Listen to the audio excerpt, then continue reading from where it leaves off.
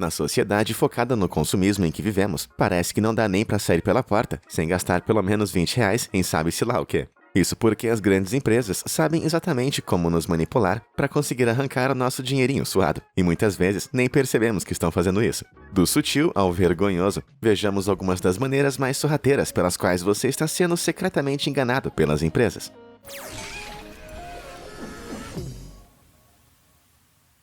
Espera inútil.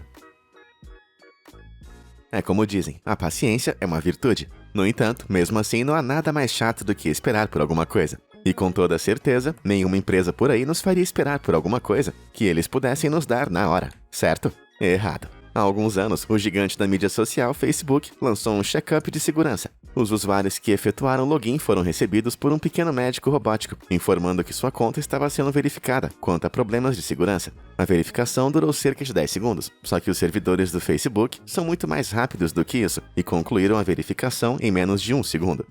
O problema é que nós geralmente desconfiamos de processos que levam tão pouco tempo. Quer dizer, você ficaria bem desconfiado se eu dissesse que fiz toda a pesquisa para esse vídeo em 5 minutos, não é mesmo? Assim, o Facebook e outras empresas acabam inflacionando propositalmente o tempo de espera de certos processos, para que, ironicamente, possam ganhar a confiança das pessoas. Por essa eu não esperava. Ah, e tem mais. Em situações em que realmente há uma razão genuína para esperar, como quando nossos telefones estão atualizando, sempre existe uma barrinha de progresso, não é mesmo? As empresas sabem que sem esse pequeno recurso, estaríamos em guerra. No entanto, essas barras não são precisas. O tempo de instalação pode variar muito, dependendo do telefone que você usa e o modelo. Portanto, os fabricantes acabam criando animações de um progresso que refletem o tempo médio de instalação. É por isso que muitas vezes ele chega a 99 em 3 minutos, apenas para ficar parado no final por 5 horas. Bom, eu já vi rebeliões que começaram por bem menos que isso. Dimensionamento da vaidade. Já aconteceu com todo mundo. Você encontrou um novo par de calças que adorou, apenas para experimentar e perceber rapidamente que elas são muito apertadas para você. A sensação não é muito boa, e na verdade só piora quando você tem que procurar os tamanhos maiores. De fato, alguns estudos mostram que após uma experiência como essa, é menos provável que as pessoas façam a compra, mesmo que encontrem as calças de tamanho certo, apenas porque ficaram de mau humor. As empresas de roupa sabem muito bem disso, e têm uma tática incrivelmente sorrateira para garantir que isso aconteça o mínimo possível. Eles mantêm suas roupas fisicamente iguais, mas, crucialmente, tornam as tabelas de tamanho menores. Em 1937, a Sears vendia vestidos com o busto de 81 centímetros, como tamanho 14, mas em 1967 era um tamanho 8. Avançando para os dias de hoje, esse mesmo busto de 81 centímetros é um tamanho 0. Esse tamanho menor foi projetado para fazer você se sentir melhor consigo mesmo ao experimentar a roupa, para que seja mais provável que você faça a compra. Mas nem sempre foi assim. Nos Estados Unidos, o tamanho das roupas costumava ser padronizado. Mas, no entanto, em 1983, a regra foi abandonada. Desde então, as lojas têm usado suas próprias tabelas de dimensionamento, e a maioria optou por rotular tudo significativamente menor do que costumava ser, o que é um fenômeno chamado de dimensionamento de vaidade. Acho que o nome melhor para isso poderia ser dimensionamento de insanidade, considerando o nível insano de manipulação que é mostrado aqui. Mas quer saber o que realmente seria insano? Não apertar aqueles botões de curtir e se inscrever, porque eu posto vídeos novos e interessantes quase todos os dias, com conteúdo que você simplesmente não pode perder. Tudo feito? Maravilha. Agora, onde é que eu tava? Ah, achei aqui. Layout atraente.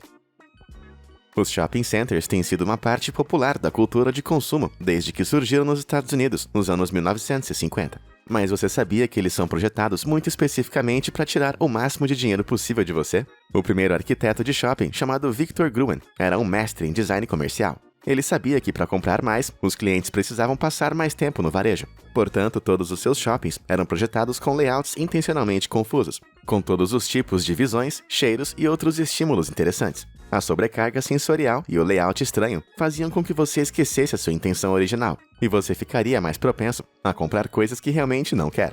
Esse é um conceito chamado transferência Gruen, e não se aplica apenas aos shoppings. Também é usado em níveis variados em praticamente todas as lojas que você visita. Você já percebeu como raramente existem janelas ou relógios em supermercados? Esse é apenas mais um exemplo da transferência Gruen em ação. Estar muito ciente do tempo vai tirar você da experiência de compra, que é a última coisa que os donos de loja querem. Então, qualquer coisa que lembre você disso é removida. E para maximizar ainda mais o tempo que você gasta, as empresas também alteram regularmente os layouts. porque quando sabemos onde fica um item, geralmente vamos direto até ele, e assim que o pegamos, vamos embora. Mas se o layout da loja mudar e não tivermos certeza, nós seremos forçados a passar mais tempo verificando os corredores, coisa que de outra forma não faríamos. Em outras palavras, mais compras em potencial. Eu posso não ter conhecido Gruen, mas eu com certeza soltei um grunhido de raiva. Travessuras antropomórficas.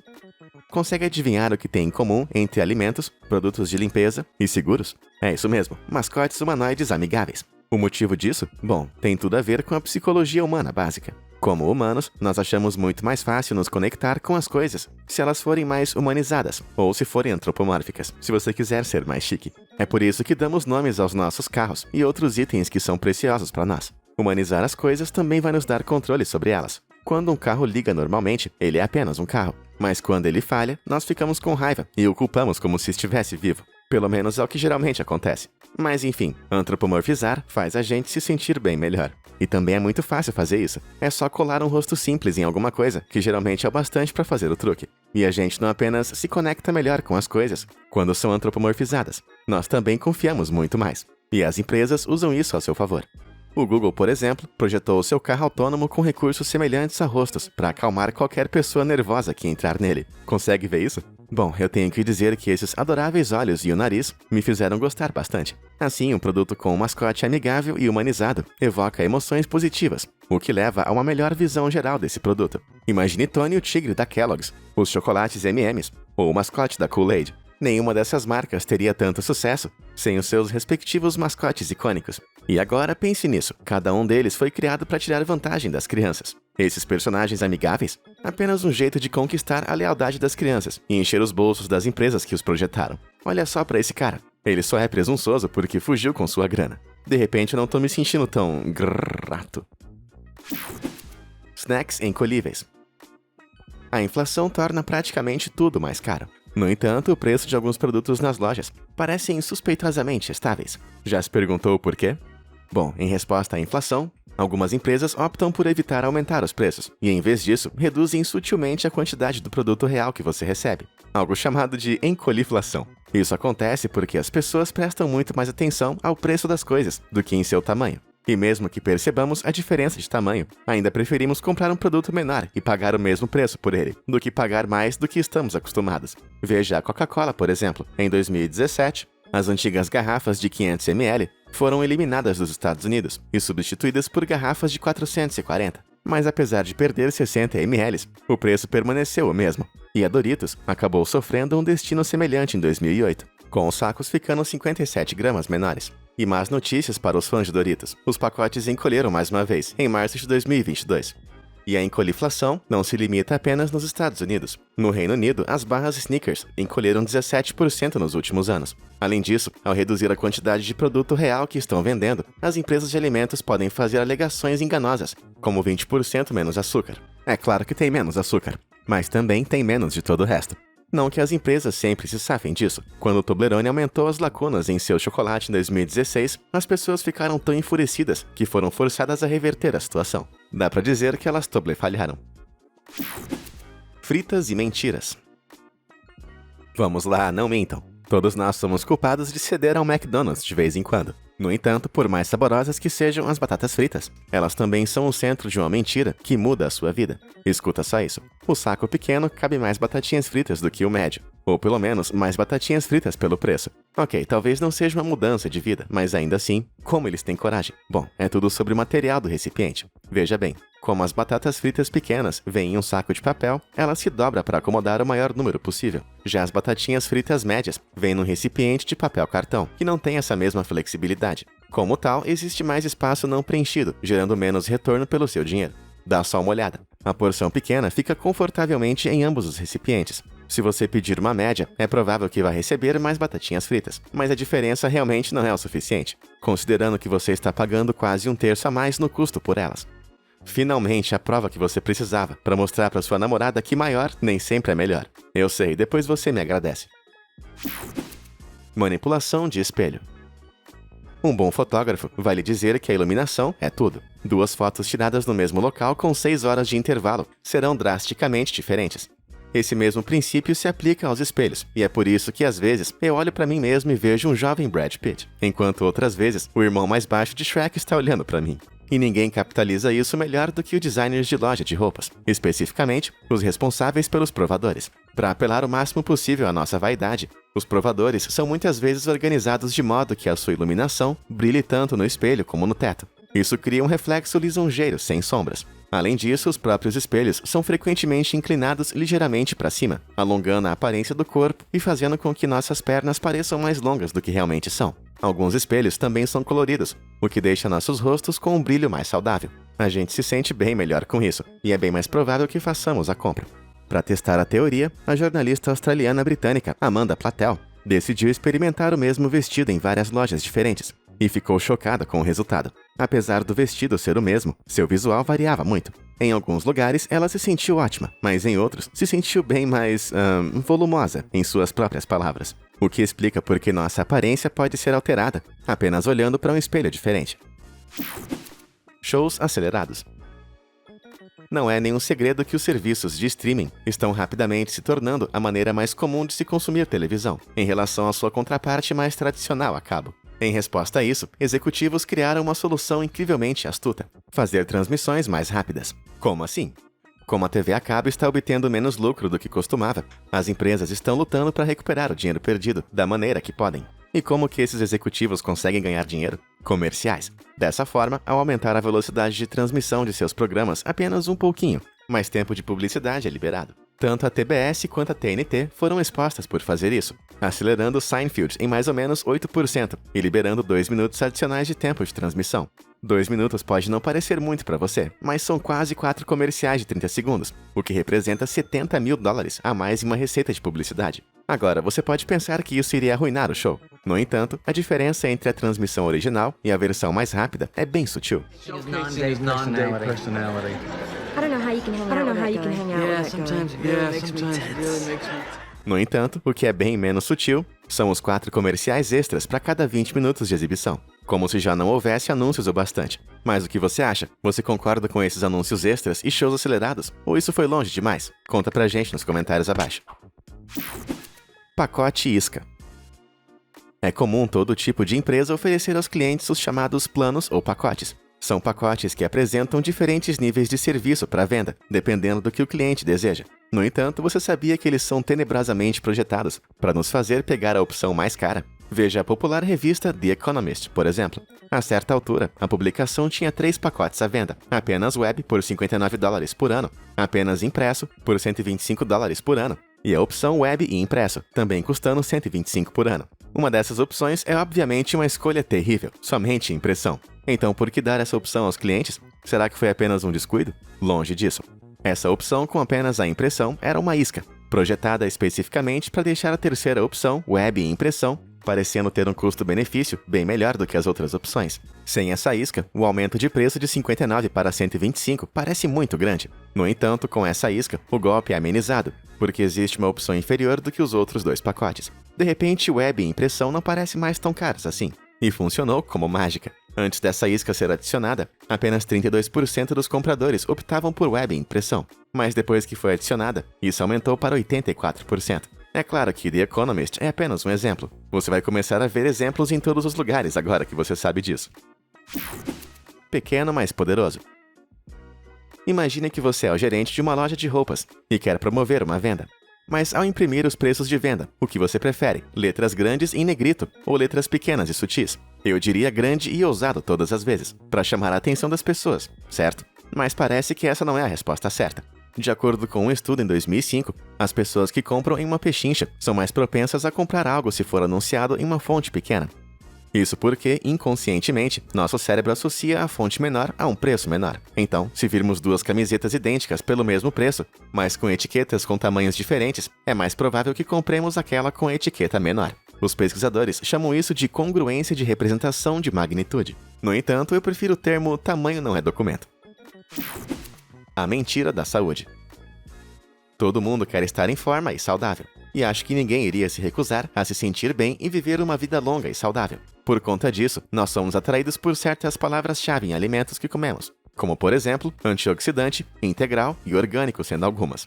O problema é que essas palavras não têm tanto significado quanto parecem, e frequentemente são usadas para nos enganar. Veja bem, mesmo que saibamos que algo é inerentemente insalubre, algumas torradas, por exemplo, se for anunciado como sendo integral ou cozido com frutas de verdade, o veremos como um pouco menos pecaminoso, o que pode ser o bastante para nos convencer a comprar. Na verdade, a frase cozido com frutas de verdade é tão vaga quanto parece. A marca Pop-Tarts faz essa afirmação, mas o recheio dentro dos morangos contém apenas 2% de frutas. O resto é corante artificial, açúcar e óleo de palma. E é claro que nenhum desses ingredientes é mencionado nos comerciais. Da mesma forma, a Welch's Fruit Snacks são rápidos em apontar a fruta real que eles contêm, mas não mencionam as cores artificiais e o monte de açúcar que vem junto. E eu nem vou começar a falar sobre esse baixo teor de gordura. Se você ver isso em algum lugar, lembre-se, é muito provável que tenha sido bombeado com açúcar, adoçante e sal, para compensar a falta de sabor que as gorduras geralmente trazem. Então, da próxima vez que você estiver pensando em comprar um produto por conta de seus chamados benefícios para a saúde, não jogue ele no carrinho. Leia a lista de ingredientes primeiro. Pacotes desconcertantes.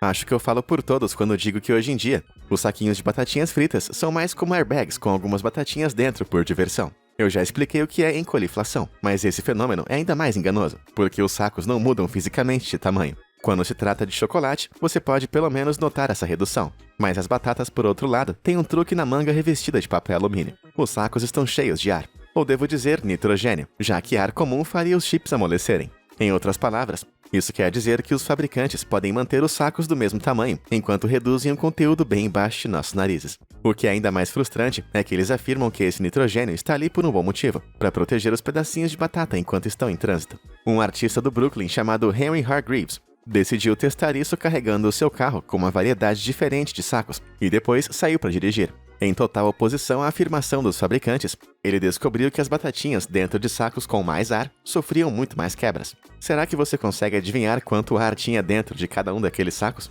50%? 60%? Pensa de novo. Hargreaves descobriu que os sacos Lay's e Doritos tinham absurdos 86% de ar dentro. Mas isso não é tão ruim quanto a experiência desse cara azarado.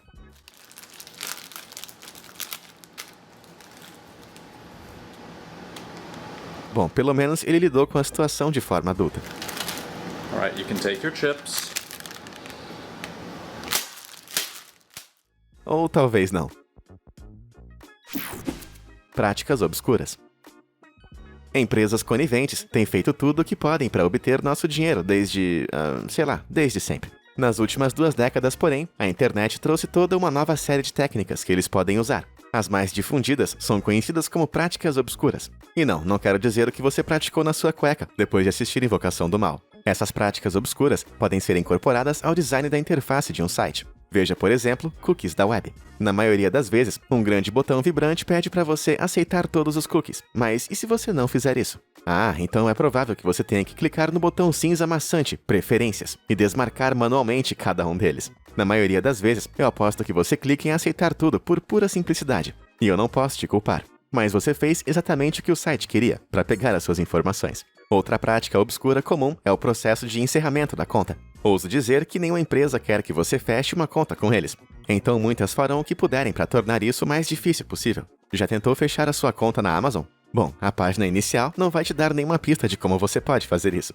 Na verdade, você precisa navegar até Minha Conta, e depois Ajuda, e então Fale Conosco, para depois abrir Bate-Papo, e depois mais 4 opções, antes de finalmente conseguir solicitar o fechamento. A palavra-chave é solicitar. Depois de tudo isso, você ainda vai ter um tempo para mudar de ideia. Mas o prêmio para a prática obscura mais diabólica de todas, porém, tem que ir para o fabricante chinês de calçados, Kaiwai-ni. O fabricante sobrepôs a imagem de um fio de cabelo em um anúncio online de um tênis que vendiam. Quando as pessoas passavam suas telas para tirar o cabelo, elas eram levadas para o site. Isso realmente torna o tênis um impostor.